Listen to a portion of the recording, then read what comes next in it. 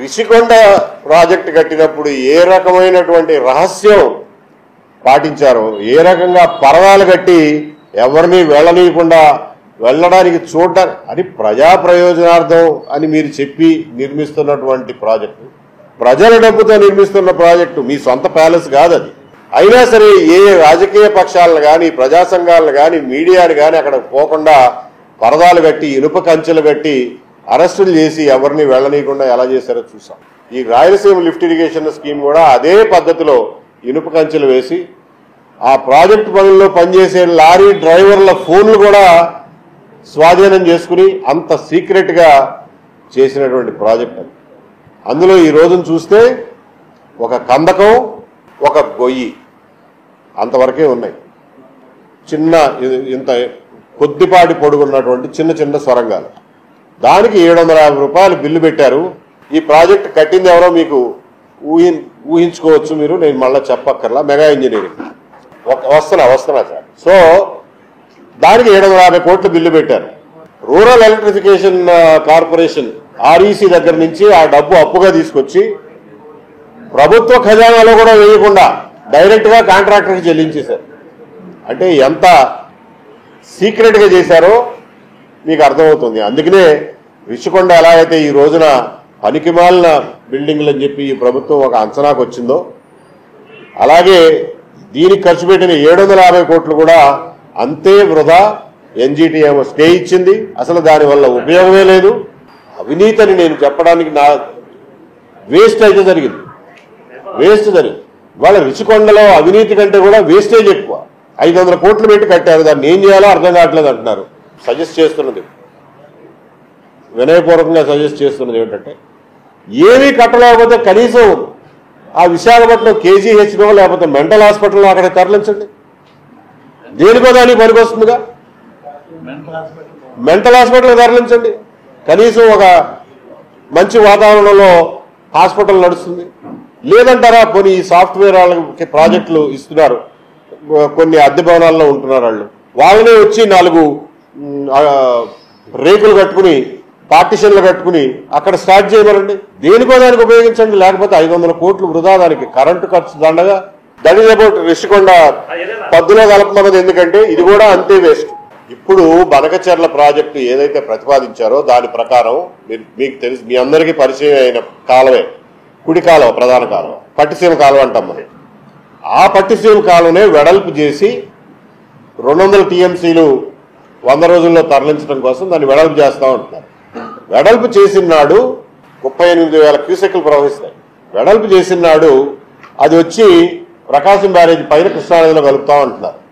అక్కడ పోలవరంలో నీళ్లు వదిలిన తర్వాత ఇక్కడ కృష్ణానదికి కనుక వరదలు వస్తే ఈ కాలువలో ఉన్నటువంటి 6 TMCలు కడుపులో పెట్టుకోవడానికి ప్రకాశం బ్యారేజీకి కెపాసిటీ లేదు. అప్పుడు ఏమవుతుంది, కాలువ ఎగదన్ని ఎక్కడో చోట గండిపడి చివరి ప్రాంతాల్లోనే గళ్ళు పడతాయి. మొదటి ప్రాంతాల్లో గళ్ళు పడవు. చివరి ప్రాంతాల్లో ప్రెషర్ ఎక్కువైపోయి, ఫ్లో ఎక్కువైపోయి గండిపడి విజయవాడ నగరం మీద పడుతుంది. అందువల్లనే మేము ఉన్న కాలువను వెడల్పు చేయటం కాదు స్వామి, ఎలాగూ వెస్ట్ గోదావరి కృష్ణా జిల్లాల అప్లాంట్స్కి మీరు నీళ్లు ఇవ్వాలి. చింతలపూడి ప్రాజెక్టు ఉంది, పై కంటూరు నుంచి తీసుకురండి, కృష్ణానదిలో డైరెక్ట్గా పడేయకుండా యాక్విడక్ట్ ద్వారా కృష్ణానదిని దాటించండి అని అంటున్నాం. అందువల్ల ఇప్పుడు ప్రతిపాదించిన పోలవరం బనకచెర్ల ప్రాజెక్టు వల్ల ఖచ్చితంగా విజయవాడకు వరద ముప్పు పొంచి ఉంది. చూడండి, మనకి కృష్ణానదిలో ఉన్నటువంటి నీళ్లని ఎక్కువ శాతం ఉపయోగించుకుంటున్నది, కృష్ణానది మీద పూర్తిగా ఆధారపడి ఉన్నది రాయలసీమ ప్రాంతం.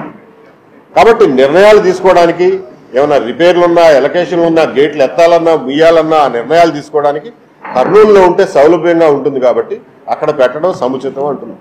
ఫ్యూచర్ ప్లాన్ లక్ష్మీనారాయణ గారు చెప్పినట్టుగా పోలవరం, దానికి సంబంధించినటువంటి జరుగుతున్న డిలే, దీని గురించి అధ్యయనం చేసి సమగ్రంగా మీడియా ద్వారా ప్రజలకు తెలియజేయడానికి ఒక పర్యటన చేద్దాం అనుకుంటున్నాం. ఆ తర్వాత ఉత్తరాంధ్ర ప్రాజెక్టులు చిన్న చిన్న కారణాల వల్ల 10-5 కోట్ల కారణాల వల్ల కూడా చాలా ప్రాజెక్టులు నిలిచిపోయి ఉన్నాయి. వాటిని అధ్యయనం చేసి ఉత్తరాంధ్ర సుజల స్రవంతి గురించి కూడా ప్రజలకు అర్థమయ్యే రీతిలో ఎక్స్ప్లెయిన్ చేయాలని అనుకుంటున్నాం. తర్వాత ముఖ్యంగా రాయలసీమలో ఎగువ ప్రాంతాలు అయినటువంటి అనంతపురం, చిత్తూరు, కడప జిల్లాల్లో కూడా పర్యటించి ఆ మిగిలిపోయిన పనుల గురించి రాయలసీమ సెకండ్ ఫేజ్ విజిట్ చేద్దాం. దీంతో ఆంధ్రప్రదేశ్లో సాగునీటి రంగం మీద పూర్తి సమగ్రమైనటువంటి వాస్తవ ఆధారమైనటువంటి సమాచారం ప్రజలకు అందజేస్తారు. రిషికొండ ప్రాజెక్టు కట్టినప్పుడు ఏ రకమైనటువంటి రహస్యం పాటించారో, ఏ రకంగా పరదాలు కట్టి ఎవరిని వెళ్ళనీయకుండా వెళ్ళడానికి చూడడానికి, అది ప్రజా ప్రయోజనార్థం అని మీరు చెప్పి నిర్మిస్తున్నటువంటి ప్రాజెక్టు, ప్రజల డబ్బుతో నిర్మిస్తున్న ప్రాజెక్టు, మీ సొంత ప్యాలెస్ కాదు అది. అయినా సరే ఏ రాజకీయ పక్షాలను కానీ, ప్రజా సంఘాలను కానీ, మీడియాని కానీ అక్కడ పోకుండా పరదాలు కట్టి, ఇనుప కంచెలు కట్టి అరెస్టులు చేసి ఎవరిని వెళ్ళనీయకుండా ఎలా చేశారో చూసాం. ఈ రాయలసీమ లిఫ్ట్ ఇరిగేషన్ స్కీమ్ కూడా అదే పద్ధతిలో ఇనుప కంచెలు వేసి ఆ ప్రాజెక్టు పనుల్లో పనిచేసే లారీ డ్రైవర్ల ఫోన్లు కూడా స్వాధీనం చేసుకుని అంత సీక్రెట్ గా చేసినటువంటి ప్రాజెక్ట్ అది. అందులో ఈ రోజును చూస్తే ఒక కందకం, ఒక గొయ్యి అంతవరకే ఉన్నాయి. చిన్న ఇంత కొద్దిపాటి పొడుగున్నటువంటి చిన్న చిన్న సొరంగాలు. దానికి 750 రూపాయలు బిల్లు పెట్టారు. ఈ ప్రాజెక్ట్ కట్టింది ఎవరో మీకు ఊహించుకోవచ్చు మీరు, నేను మళ్ళీ చెప్పక్కర్లా. మెగా ఇంజనీరింగ్ వస్తున్నా సార్. సో దానికి 750 కోట్లు బిల్లు పెట్టారు. రూరల్ ఎలక్ట్రిఫికేషన్ కార్పొరేషన్ ఆర్ఈసీ దగ్గర నుంచి ఆ డబ్బు అప్పుగా తీసుకొచ్చి ప్రభుత్వ ఖజానాలో కూడా వేయకుండా డైరెక్ట్ గా కాంట్రాక్టర్కి చెల్లించేశారు. అంటే ఎంత సీక్రెట్ గా చేశారో మీకు అర్థమవుతుంది. అందుకనే రిషికొండ ఎలా అయితే ఈ రోజున పనికిమాలిన బిల్డింగ్లు అని చెప్పి ఈ ప్రభుత్వం ఒక అంచనాకు వచ్చిందో, అలాగే దీనికి ఖర్చు పెట్టిన 750 కోట్లు కూడా అంతే వృధా. ఎన్జీటీ ఏమో స్టే ఇచ్చింది, అసలు దానివల్ల ఉపయోగమే లేదు. అవినీతి అని నేను చెప్పడానికి నా వేస్ట్ అయితే జరిగింది. వాళ్ళ రిషికొండలో అవినీతి కంటే కూడా వేస్టేజ్ ఎక్కువ. 500 కోట్లు పెట్టి కట్టారు, దాన్ని ఏం చేయాలో అర్థం కావట్లేదు అంటున్నారు. సజెస్ట్ చేస్తున్నది, వినయపూర్వకంగా సజెస్ట్ చేస్తున్నది ఏంటంటే, ఏమీ కట్టలేకపోతే కనీసం ఆ విశాఖపట్నం కేజీహెచ్లో లేకపోతే మెంటల్ హాస్పిటల్లో అక్కడ తరలించండి. దేనికో దానికి పనికొస్తుందిగా. మెంటల్ హాస్పిటల్ తరలించండి, కనీసం ఒక మంచి వాతావరణంలో హాస్పిటల్ నడుస్తుంది. లేదంటారా కొన్ని సాఫ్ట్వేర్ వాళ్ళకి ప్రాజెక్టులు ఇస్తున్నారు, కొన్ని అద్దె భవనాల్లో ఉంటున్నారు వాళ్ళనే వచ్చి 4 రేకులు కట్టుకుని పార్టిషన్లు కట్టుకుని అక్కడ స్టార్ట్ చేయమనండి. దేనికో దానికి ఉపయోగించండి. లేకపోతే 500 కోట్లు వృధా, దానికి కరెంటు ఖర్చు దండగా. That is about Rishikonda. పద్దులో కలపమన్నది ఎందుకంటే ఇది కూడా అంతే వేస్ట్.